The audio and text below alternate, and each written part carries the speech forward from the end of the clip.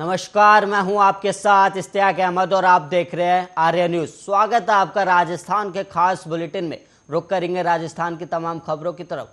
राजस्थान में पंचायत समिति और जिला परिषद चुनाव के परिणाम जारी हो गए और इन चुनावों में सत्तारूढ़ कांग्रेस पार्टी को बीजेपी ने जबरदस्त टक्कर दी और सचिन पायलट के गढ़ को छोड़कर बाकी इलाकों में कांग्रेस संघर्ष करती दिखी। और जिला परिषद चुनाव में जहां बीजेपी और कांग्रेस में कांटे की टक्कर रही, वहीं पंचायत समिति चुनाव में कांग्रेस की सीटें ज्यादा रही। लेकिन इस बार क्योंकि हर जगह बड़ी संख्या में निर्दलियों की जीत हुई है और ऐसे में बीजेपी भी लगातार टक्कर में रही। जयपुर, जोधपुर समेत सचिन पायलट के इलाके दौसा और सवाई माधोपुरा में कांग्रेस ने जीत हासिल की है। और वहीं पंचायत समिति के 1564 सीटों में से 670 सीटों पर कांग्रेस ने जीत हासिल की, जबकि 551 पर बीजेपी विजय रही। और सबसे ज्यादा निर्दलियों ने चौंकाया है और अपने नाम 290 सीटें की है। और हनुमान बेनीवाल की राष्ट्रीय लोकतांत्रिक पार्टी को 40 सीटें मिली और वहीं बहुजन समाज पार्टी को 11 सीटें मिली है। राजस्थान के पूर्व उप मुख्यमंत्री सचिन पायलट के प्रभाव वाले दौसा और सवाई माधोपुर जिले में कांग्रेस को जबरदस्त सफलता मिली, जहां पर बीजेपी का सुपड़ा साफ हो गया। और वहीं मुख्यमंत्री अशोक गहलोत के प्रभाव वाले इलाके में 21 पंचायत समितियों में से कांग्रेस को 7 पंचायत समिति में स्पष्ट बहुमत मिला, जबकि बीजेपी को 4 पंचायत समिति में स्पष्ट बहुमत मिला है। और वहीं पंचायती समिति ऐसा भी रही जहां पर किसी भी पार्टी को स्पष्ट बहुमत नहीं मिला।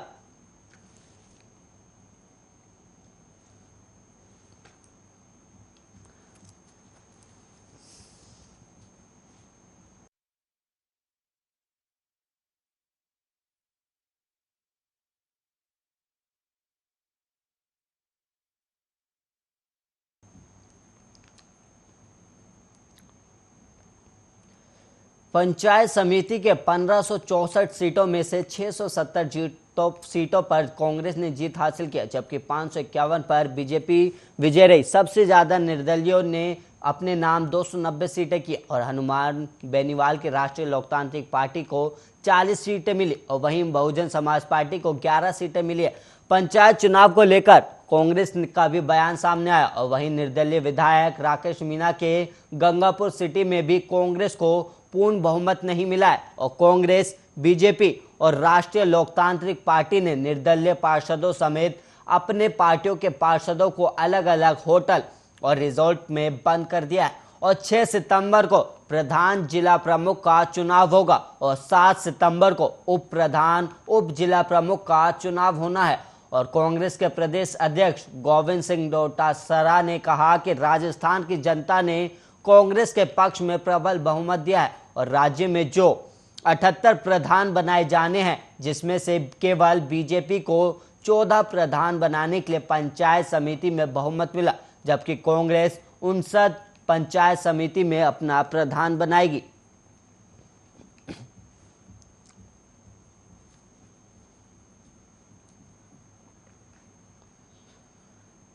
राजस्थान में 2023 में विधानसभा चुनाव है और अन्य राज्यों की क्षेत्रीय पार्टियों के नेता यहां चुनाव से पहले यहां के राजनीतिक मिजाज की नब्ज टटोलने के लिए गुप्त दौरे पर कर रहे हैं।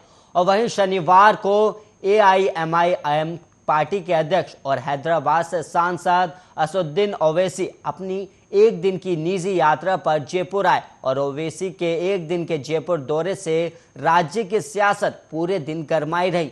और वहीं दिन भर कयासों के बादल राज्य की राजनीति में मंडराते रहे। ओवैसी से जुड़े करीबी सूत्रों के अनुसार राज्य के आदिवासी जिलों से आए एक प्रतिनिधिमंडल और नागौर के मकराना से आए कुछ नेताओं से ओवैसी ने मुलाकात की और प्रदेश की राजनीति हालतों का फीडबैक लिया। हालांकि ये भी कहा जा रहा है कि ओवैसी एक डेलीगेशन के साथ जयपुर आए थे और उनके साथ आए अन्य लोग अजमेर के लिए रवाना हो गए और ओवैसी अपने निजी कार्य से जयपुर ही रुक गए और शाम को ओवैसी जयपुर से हैदराबाद के लिए रवाना हो गए। और वहीं असल में 2023 में राजस्थान में विधानसभा चुनाव है और वहीं ऐसे में कई राज्यों के क्षेत्रीय दल राजस्थान में अपनी जमीन तलाश रहे हैं और हैदराबाद सांसद ओवैसी शनिवार को जयपुर भी विधानसभा चुनाव से पहले राजस्थान के राजनीतिक हालातों का फीडबैक लेने आए थे। हालांकि उनसे किसी भी बड़ी पार्टी के नेता ने मुलाकात नहीं की, लेकिन कहा जा रहा है कि ये ओवैसी का राजस्थान का अंतिम दौरा नहीं है।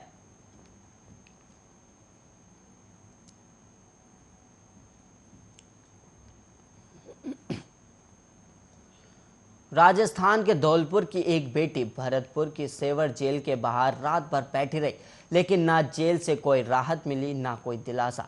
हम बात कर रहे हैं सेपोई के परोहा गांव निवासी गिरजा की। और गिरजा के पिता बसंता ठाकुर सेवर जेल में बंद है और मां गुड्डे की एक दिन पहले मौत हो चुकी है।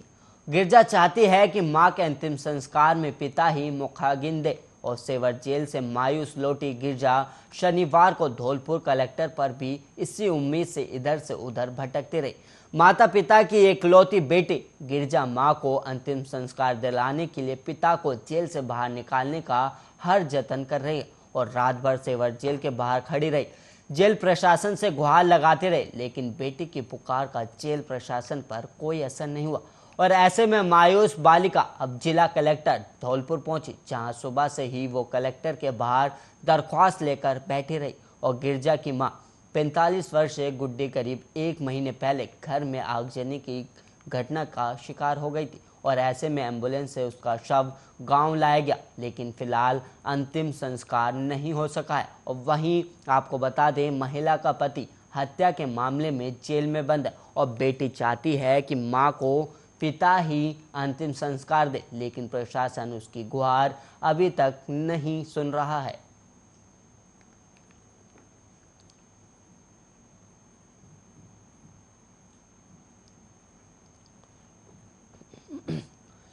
और वहीं होडल थाना पुलिस ने एक ऐसे आरोपी को गिरफ्तार किया है जो काफी दिनों से गायों की तस्करी करता था और यह आरोपी 5 महीने से फरार चल रहा था। 5 महीने पहले पुलिस ने इस गो तस्कर से 24 गायों को छुड़ाया था, लेकिन उस समय यह आरोपी रात का फायदा उठाकर भाग गया था। लेकिन उस समय पुलिस ने मौके पर 2 आरोपियों को गिरफ्तार कर जेल भेज दिया था, लेकिन यह मुख्य आरोपी फरार चल रहा था, जिसको पुलिस ने आज गिरफ्तार कर जेल भेज दिया। और ये आरोपी यूपी और राजस्थान से गायों को ट्रकों में भर कर लाते थे और मेवात में सप्लाई करते थे। होडल थाना प्रभारी सुरेंद्र राठी ने बताया कि जो आरोपी पकड़ा है ये नामी गो तस्कर है और ये यूपी राजस्थान से गायों को ट्रकों में भर कर लाते हैं और मेवात में इनको सप्लाई करते हैं। और उन्होंने बताया कि पकड़ा गया आरोपी तौफिक उर्फ भूरा फिरोजपुर नमक थाना नूह मेवात का रहने वाला है और इसको आज पुनहाना चौक से गिरफ्तार किया है। और उन्होंने बताया कि पकड़ा गया आरोपी अपने 2 साथियों के साथ मिलकर यूपी से 17 मार्च को ट्रक में 24 गायों को भरकर मेवात में ले जा रहा था और उनको मुखबिर द्वारा सूचना मिली कि एक ट्रक में यूपी की तरफ से गाय भरकर आ रही और ये कटने के लिए मेवात के लिए जा रही है। और थाना प्रभारी ने बताया कि सूचना के आधार पर पुलिस ने मेवात के जाने वाले रास्तों पर नाकाबंदी कर दी और जैसे ही ये गायों से भरा हुआ ट्रक गांव बोराका के समीप पहुंचा तो ये पुलिस के नाके को देखकर ट्रक को सड़क पर खड़ा कर भागने लगे थे।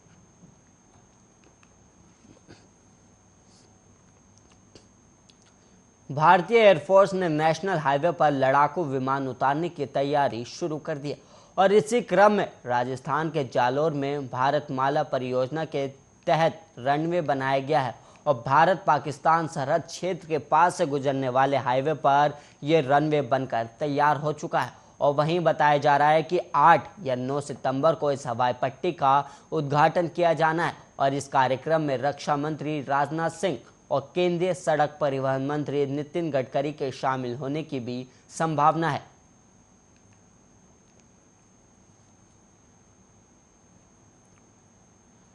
और वहीं घंटाघर थाने से शनिवार देर रात एक आरोपी हवालात तोड़कर बाहर निकला और उसने हवालात के गेट पर लगी लोहे की सरिया को तोड़कर बाहर निकल लिया और वहीं फरार हो गया।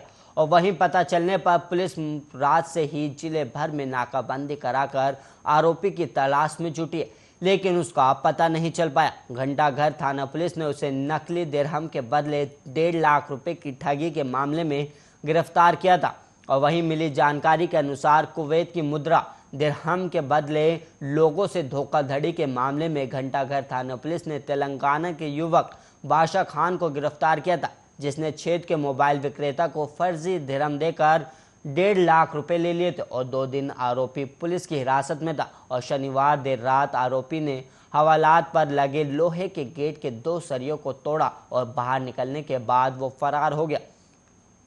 उसके फरार होने के बाद तैनात संतरी को इसका पता चला और वहीं बताया गया कि लोहे के सरियों पर जंग लगे होने के कारण वो कमजोर पड़ चुके थे। पुलिस अधीक्षक राजीव ने इस मामले में संतरी की चूक मानी है और उनका कहना है कि उसकी गैर मौजूदगी में ही आरोपी ने हवालात के गेट पर लगे लोहे के किवाड़ से 2 सरिये निकाल लिए और उसे पता नहीं चला और ये सीधे तौर पर लापरवाही का मामला है और उसके खिलाफ कार्रवाई की जाएगी। और फरार आरोपी बादशाह खान की तलाश देर रात से जारी है और शहर ही नहीं बल्कि जिले भर में नाकाबंदी जारी है। पुलिस उप अधीक्षक महेंद्र पारिक और थाना अधिकारी शैलेंद्र चौहान के नेतृत्व में यह अभियान जारी है।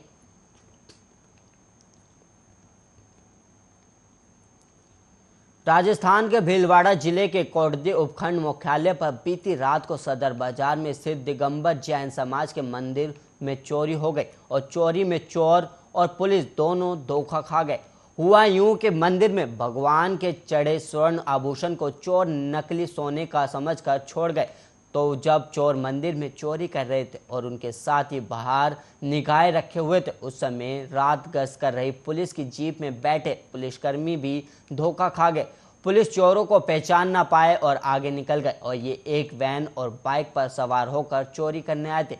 इन्होंने मंदिर से 4 लाख रुपए की 6 किलो चांदी के 29 छत्र और 2 से 3 लाख रुपए की नकदी दान पात्र तोड़कर चुरा ली। लेकिन इस चोरी में चोर भगवान के चढ़े स्वर्ण आभूषण और वहां रखे कलश को नकली सोने का समझकर धोखा खा गए और वहीं छोड़ गए। और बड़ी बात यह भी है कि जिस समय चोर मंदिर में चोरी कर रहे थे, उस समय सदर बाजार में मंदिर के बाहर पुलिस भी जीप से रात्रि गश्त कर रही थी और चोर पुलिस जीप देखकर छिप गए और कुछ नीचे जमीन पर लेट गए। और यही नहीं, पुलिस की जीप मंदिर से कुछ ही दूरी पर जाकर मुड़कर वापस भी आई। पर इस बार भी इन पुलिसकर्मियों की मंदिर के अंदर हो रही चोरी और बाहर निकाय रखे उनके साथियों पर नजर नहीं पड़ी। पुलिस का एक सिपाही और थाने की जीप सीसीटीवी फुटेज में मंदिर के बाहर से गुजरते साफ नजर आ रही है और जब मंदिर में चोरी हो रही थी।